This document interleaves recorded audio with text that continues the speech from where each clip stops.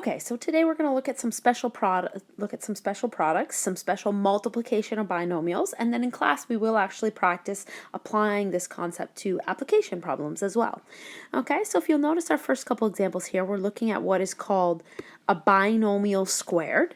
Okay, and if we of course write that out, we know that that means x plus 3 times x plus 3, and if we FOIL that out just like we did yesterday, we get x squared. Okay, if we do our outside terms, we get 3x. Inside terms, we get 3x. And last terms, we get plus 9. And of course, if we simplify that, we then get x squared plus 6x plus 9. Okay, let's try another one just to make sure we have this idea. Okay, same thing. Don't forget that this, of course, means x plus 5y. One binomial times the same thing. Binomial, and we'll FOIL that out. We get our x squared. We get plus 5xy. Another 5xy, the fact that it's yx, it's the same term, plus 25y squared. Okay, and of course then if we simplify that all together, we get x squared plus 10xy plus 25y squared. Sorry about that spacing there. Okay, so hopefully that you can see that there is a bit of a shortcut to expanding it.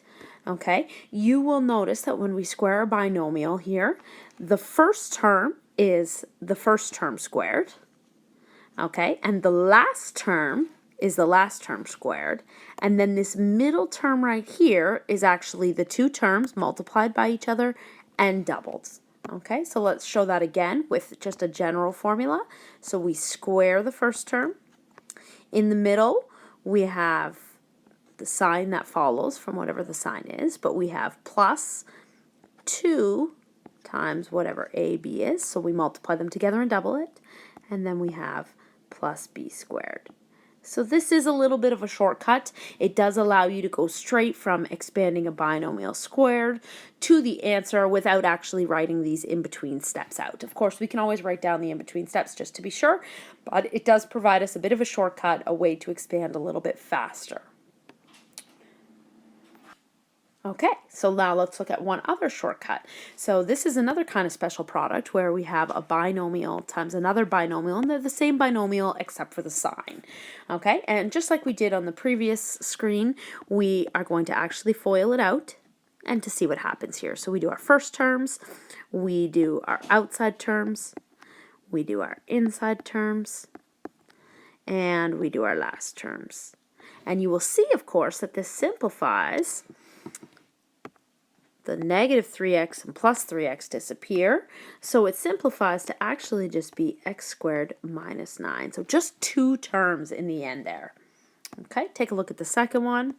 Okay, here we get our x squared. We get our outsides minus 5xy, our insides plus 5xy, and then gives us minus 25y squared. And when we simplify that together, same thing, we end up with a minus 5x plus a 5x. Those, of course, cancel each other out.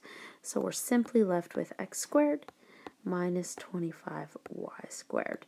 So we end up actually just getting two terms. When we multiply two binomials together, okay, that have the same two terms, the same a and b, but a different sign in between, we actually end up with an answer that just has two terms. It's simply a squared.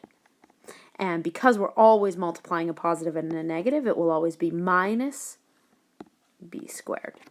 Okay, so those are two general formulas that we can put into practice to help us expand and simplify a little bit faster. Okay, so let's just try a couple of those to see how this looks, okay? So this one, of course, you need to recognize the two scenarios is our binomial squared. Okay, so in order to square a binomial quickly, we square the first term. We multiply the two terms, including the sign, and double them. That wasn't doubled, obviously. So we multiply and double, so 3x times 2, and then we square the last term. And it's as simple as that. And of course, if you want to check it, you can actually write it out, the same binomial beside each other, and expand it out using FOIL. Okay, the other type that we have here is when we have the same binomial with different signs. Okay, and that one simply is the first term squared, 4x squared that obviously becomes, and always a negative sign, and then the second term squared is just y squared. Okay, now in these bottom two examples, what do you do when there is actually a coefficient in front? Okay, so it's very, very important to use this idea. You don't multiply the coefficient into both because you would be doing double what you needed to do. So if there is a coefficient in front, the best thing you can do is leave the coefficient in front first and use your simplifying. So this is a binomial with different signs. We just square and square and multiply the two after. So you always want to multiply the two after. Sorry, 98 there. Okay, so same idea on the other side there. If you have a coefficient in front, even when it's a binomial squared, you want to square the binomial first and then do the multiplication. Okay, so we will square the binomial first. To square a binomial, we do the first term squared. We multiply the two terms, which in this case is 16x, and then we're going to double it, so it's going to be minus 32x. And then we're going to square the last terms. And as a final step, we will multiply by 4. And so we get negative 16x squared. We get a positive 128x. And then we get minus 256. Okay, so like I said, we'll practice lots of these in class tomorrow, as well as applying these to some application problems, and you'll be able to work in your groups on those. Thanks for listening.